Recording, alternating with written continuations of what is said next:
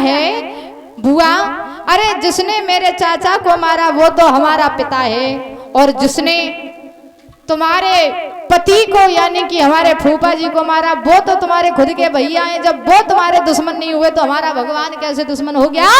जवाब दिया है सैका ने, दुष्ट तू मरने के लायक है। आज जल्लादों को बुलाया, जवाब दिया आप हमारे लिए एक चिता चुनो। बताया जाता है दादा 1 महीने तक ईंधन इकट्ठा हुआ, और 1 महीने जब ईंधन इकट्ठा हुआ है, फागुन की पूर्णिमा की परिवार के दिन महाराज सैका ने जवाब दिया है कि अब आप इस चिता में आग लगा दीजिए। जैसे ही चिता में आग लगवाई, बेटा प्रहलाद को गोदी में लेकर के सैका बैठ गई, और जब सैका गोदी में लेकर के प्रहलाद को बैठ जाती है, बेटा प्रहलाद ने देखा कि अब हम बचने वाले नहीं हैं, तो नन्हे नन्हे दोनों हाथ जोड़े, जवाब दो बुआ मेरी जिंदगी तेरे हाथों में है, तू चाहे तो हमें बचा सकती है और तू चाहे तो हमें मार सकती है। बुजुर्गों एक बात हम आपको बता दें, आपको किसी ने बताया हो या न बताया हो, लेकिन हम आपको एक बात बता रहे हैं, ये सैका जो थी एक राक्षसी थी, क्योंकि हिरण्याकश्यप राक्षस है तो उसकी बहन राक्षसी हुई ना, तो हिरण्याकश्यप की बहन सैका राक्षसी थी। और जब राक्षसी को कभी हम और आप मां का दर्जा नहीं देंगे। जब सैका प्रहलाद को लेकर के गोदी में बैठी थी,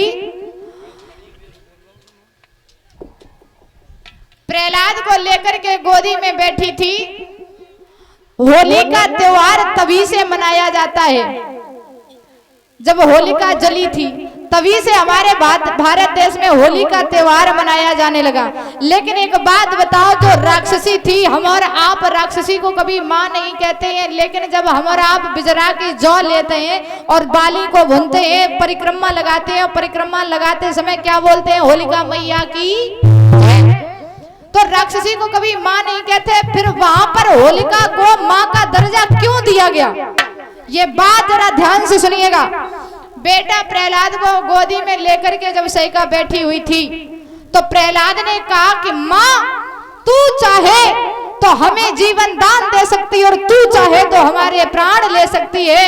अरे तुझे नहीं पता, हमारे पिता के आंखों पे जो माया की पट्टी बंधी हुई है, हम अपने पिता का उद्धार करवाना चाहते हैं मैया, इसलिए मेरे प्राणों को बख्श दे। दादा सैका ने जवाब दिया कि लाला मेरी कोख से आज तक किसी बच्चे ने जन्म नहीं लिया, और तूने मुझे मां कहा, और तूने अगर मुझे मां कहा है तो मैं मां होने का फर्ज जरूर अदा करूंगी।